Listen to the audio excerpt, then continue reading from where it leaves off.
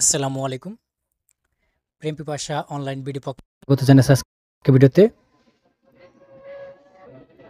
বন্ধুরা, আজকে ভিডিওতে আপনাদেরকে দেখাবো standard SBL Digi banking apps review,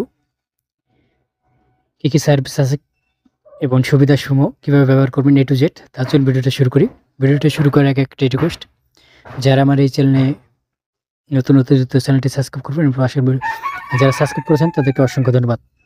বন্ধুরা, ডিজি ব্যাংকিং ব্যবহার করার জন্য আপনাকে প্রথমে রেজিস্ট্রেশন করতে হবে। ডিজি ব্যাংকিং কীভাবে রেজিস্ট্রেশন করবেন এই ধরনের ভিডিও যদি না দেখে থাকেন, এই ভিডিওর নিচে ডিসক্রিপশন বক্সে লিঙ্ক দেওয়া থাকবে। ইউটিউব ভিডিও যখন দেখবেন তখন মোর অপশন দেখবেন, সেখানে ক্লিক করে আপনি ডিসক্রিপশন বক্সে দেখতে পারবেন ভিডিওর লিঙ্ক। সেখান থেকে আপনি ওই ভিডিওটা দেখতে পারবেন কীভাবে রেজিস্ট্রেশন করতে পারবেন। রেজিস্ট্রেশন করার পর আপনাকে যে সকল সার্ভিস দেওয়া হবে, রেজিস্ট্রেশন করার পর আপনি সকল ধরনের সার্ভিস পাবেন।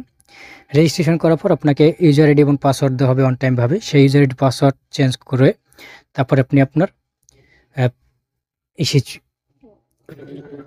সেই ইউজার আইডি এবং পাসওয়ার্ড দিয়ে আপনি লগ ইন করবেন।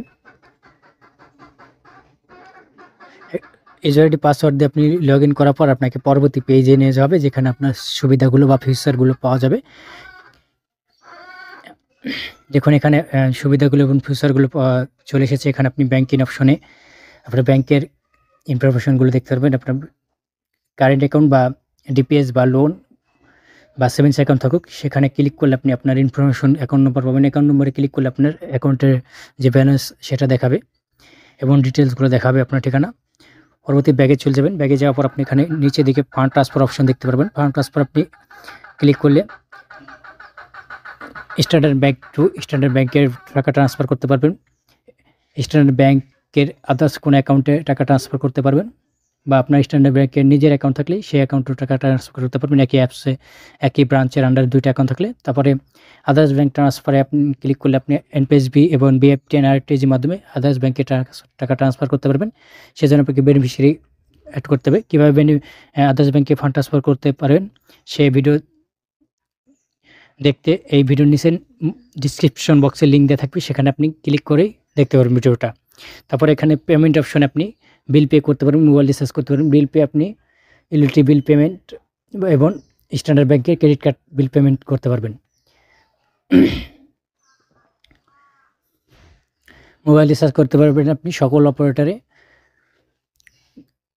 কোনো ঝামেলা ছাড়াই। তারপরে বিকাশে টাকা ট্রান্সফার করতে পারবেন এবং নগদে টাকা ট্রান্সফার করতে পারবেন। কীভাবে পাঠাবেন সেই ভিডিও এই ভিডিওর নিচে ডিসক্রিপশন বক্সে লিঙ্ক দেওয়া থাকবে, দেখে নেবেন ভিডিওটা।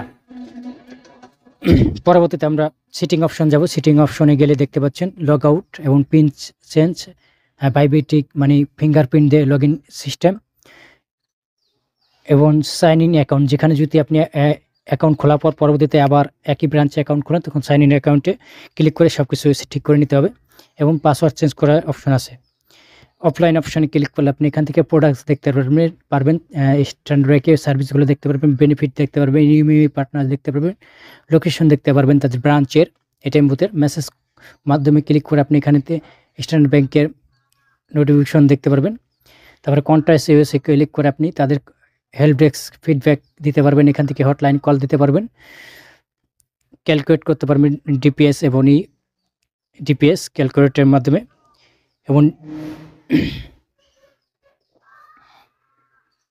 দেখুন, এই যে তাদের ড্যাশবোর্ডটা খুব সুন্দর একটা ড্যাশবোর্ড। এখানে আপনি contract, east, help, location, setting, Nagad, bKash, products, mobile recharge, banking, bill pay, fund transfer সব অপশন পাবেন। এখানে যে কোনো অপশনে ক্লিক করলে আপনি সেই অপশনগুলো পাবেন। এটার বেনিফিশিয়ারি আগে করতে হবে, তারপরে লেনদেন করতে পারবেন।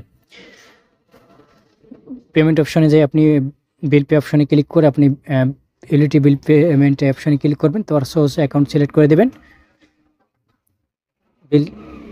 বিল পে সিলেক্ট করে দেবেন, বিল পে নাম্বার দিয়ে দেবেন। তাই বন্ধুরা, এই ছিল স্ট্যান্ডার্ড ব্যাংকের যে ব্যাংকিং অ্যাপস এসআই বিল ডিজি ব্যাংকিং অ্যাপস এই রিভিউ। বন্ধুরা, ভিডিওটা দেখে যদি আপনার একটু ভালো লেগে থাকে বা উপকার হয়ে থাকে, ভিডিওর নিচে লাইক বাটন দেখে লাইক করে দেবেন, কমেন্টে মতামত জানাবেন, শেয়ার বাটন ক্লিক করে ফেসবুকে শেয়ার করে দেবেন, সাবস্ক্রাইব বাটন ক্লিক করে ডান পাশে যে বেল বাটন আছে সেখানে অল নোটিফিকেশন অন করে দেবেন। পরবর্তীতে এই ধরনের কোনো ভিডিও আপলোড করলে সেটা সবার আগে চলে যাবে আপনার মোবাইলে। তো বন্ধুরা, ভিডিওটা দেখার জন্য ধন্যবাদ। আল্লাহ হাফেজ, ভালো থাকবেন সকলে।